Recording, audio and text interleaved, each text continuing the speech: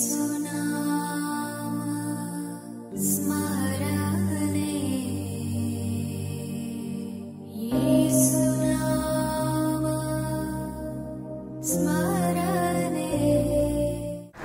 The lord. యేసునామ స్మరణ అనే ఉదయకాల కార్యక్రమానికి మీ అందరికీ ఆహ్వానమండి. బాగున్నారా? దేవుని యొక్క దయలో ఆయన కృపలో ఎదుగుతున్నారని నమ్ముతున్నాను. ఈరోజు వాగ్దానం ఏంటో విందాము. హెబ్రీ పత్రిక 13వ అధ్యాయము 15వ వచనము.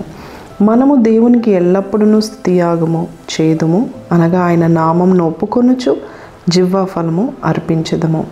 మనము దేవుని ఎల్లవేళలా స్తుతిస్తాము.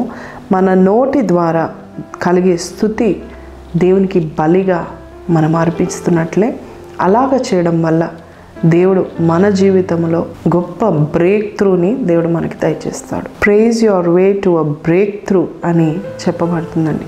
దేవుని స్తుతిస్తే మన స్థితిని మారుస్తాడు దేవుడు. హల్లెలూయా. ఈరోజు ఒక చిన్న మాట చెప్పాలని ఆశపడుతున్నాను. మీరు కనీసము 7 సార్లు, దినానికి 7 సార్లు స్తుతించండి. భోజనం ముందు, భోజనం తర్వాత, డిన్నర్ ముందు, డిన్నర్ తర్వాత, ఉదయకాలం లేచినప్పుడు, బ్రేక్ఫాస్ట్ టిఫిన్ తిన్న తర్వాత, అలాగా మీరు 7 సార్లు కావలసుకొని ప్రతి 2 గంటలకు ఒకసారి మీరు దేవుని స్తుతించండి. దేవుడు మీ స్థితిని మారుస్తాడని రూఢిగా నమ్మండి. ఖచ్చితంగా దేవుడు కార్యం చేస్తాడు. అలాగా మీరు 7 రోజులు చేయండి, లేక 21 రోజులు చేయండి. 7 days 7 times a day praise చేయండి. 21 days 7 సార్లు దేవుని స్తుతించండి. నిజంగా చెప్తున్నాను, స్తుతి మన స్థితిని మార్చేలాగా చేస్తూ ఉంటుంది. స్తుతి ద్వారా అనేకమైన కార్యాలు, అద్భుత క్రియలను దావీదు చూసి ఉన్నాడు. హీఈస్ అ వర్షిప్పర్ అండి. ఆయన ఆరాధించే ఆరాధికుడు. ఎందుకు చెప్పనా, ఒక సీక్రెట్ ఉందండి. Praise and worship brings glory. స్తుతి ఆరాధన మహిమను తీసుకొస్తుంది. మనం ఏ స్థితిలో ఉన్నామో ఆ స్థలంలో దేవుని యొక్క మహిమ నింపబడుతుంది. కాబట్టి స్తుతి చెల్లించండి, మీ జిహ్వ ఫలం అర్పించండి. అలాగూ చేసి చూడండి, దేవుడు మీ జీవితాల్లో కార్యాలను మొదలు పెడతాడు. జరగని కార్యాలు జరిగిస్తాడు. 7 రోజులు 7 సార్లు చేయండి, లేక ఇంకా కంటిన్యూ చేస్తాను అంటే 21 days చేయండి. మీ స్థితి మారేలాగా దేవుడు చూస్తాడు. ఎరుకో స్తుతి అంటారండి. అంటే 7 సార్లు లేక 7 దినాలు దేవుని స్తుతించడము.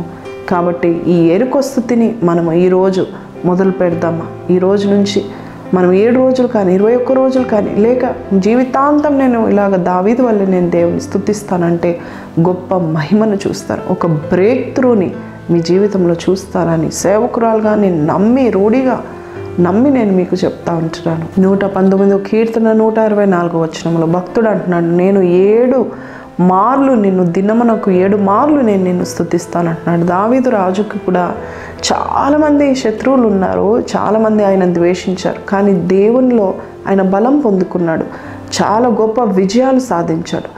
ఎవరు శత్రువులు సహితం ఆయన ప్రశంసించడం స్టార్ట్ చేశారు. అంత గొప్ప దీవెన మీరు పొందుకోవాలంటే 7 రోజులు 7 సార్లు స్తుతించండి, లేక 21 రోజులు దేవుని స్తుతించండి. జీవితాంతము నేను దేవుని స్తుతిస్తాను. నిత్యము నా నాలుకలో ఆయన స్తుతి ఉండును గాక. దేవుని యొక్క మంచితనాన్ని నేను ధ్యానిస్తాను. దేవుని యొక్క కార్యాలను, నాకు చేసిన కార్యాలు నేను ప్రతి దినము జ్ఞాపకం చేసుకొని ఆయన నామాన్ని మహిమపరుస్తాను అని నువ్వు మహిమపరిచి చూడు.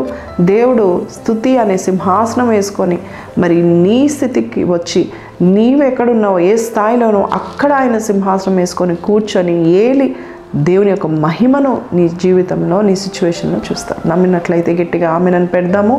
ప్రార్థనలో ఏకీభవించండి, ప్రార్థన చేద్దాం. పరిశుద్ధుడా, ఈ దినము స్తుతి చెల్లించే మనసును మాకు పుట్టించండి. అలాగా అయ్యా తన జిహ్వ ఫలం అనే బలి అర్పించే బిడ్డలుగా మమ్మల్ని చేయండి. ఈ వాగ్దానము నువ్వు చేసి ఉన్నావు నాయన.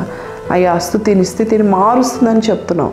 అయ్యా స్తుతి చెల్లించి నీ మంచితనం ధ్యానం చేసుకొని ప్రభా, అయ్యా ప్రతి గంటకు ఒకసారి కానీ 2 గంటలకు ఒకసారి నీ మంచితనాన్ని, అద్భుత క్రియలను, నీ సాహస కార్యాలను గుర్తు చేసుకునే మనసును మాకు పుట్టించి అలాగా మా జీవితంలో గొప్ప బ్రేక్ త్రూని మేము చూసటకు సాయం చేయండి. కష్టంలో ఉన్న బిడ్డలను అయ్యా తని నువ్వు దర్శించండి, నువ్వు అద్భుత కార్యాలు చేస్తావని నజరేయుడైన యేసు పరిశుద్ధ నామములో అడిగి వేడుకొంచున్నాం తండ్రి, ఆమేన్.